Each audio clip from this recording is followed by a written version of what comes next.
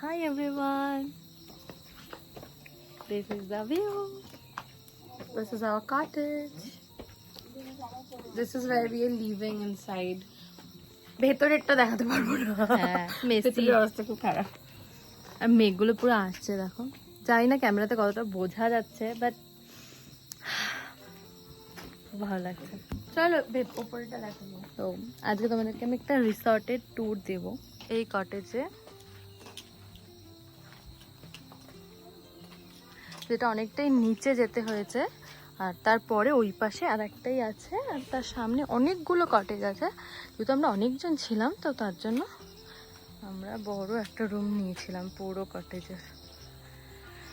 আমাদের রুম থেকে ভিউটা এরকম দেখা যাচ্ছিল, জাস্ট দারুণ।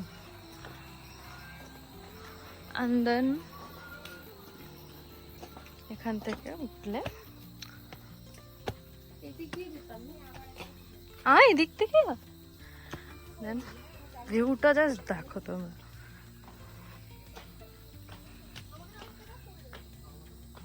বসার জায়গাও আছে, আর পুরো কটেজটাই একদম পুরো গাছ দিয়ে এত সুন্দরভাবে করা। আমি কিন্তু হাফ ভিডিওতে রিসর্টের ভিডিও শেয়ার করে দিয়েছি, আর এখন আমি শেষটুকু দিচ্ছি এখন সকালবেলা উঠে। আর এই যে এত বড় জায়গাটা দেখতে পাচ্ছ, এই জায়গাটা পুরো ডাইনিং এরিয়ার সাথে কানেক্টেড।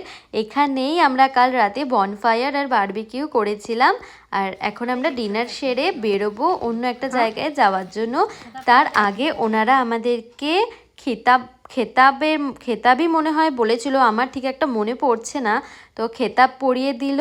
যাই হোক, আমি যদি কিছু ভুল বলে থাকি প্লিজ আমাকে কারেক্ট করে দিও কমেন্টে। এখন আমরা ছোটা মাংবা থেকে যাচ্ছি কালিম্পংয়ের একটা খুব সুন্দর অফবিট প্লেস আছে পানবু বলে। পানবু দ্বারা ভিউ পয়েন্ট আছে, ওই ভিউ পয়েন্টটাও শুনেছি খুবই সুন্দর। তাহলে কি চলো ওখানে গিয়ে দেখা হচ্ছে।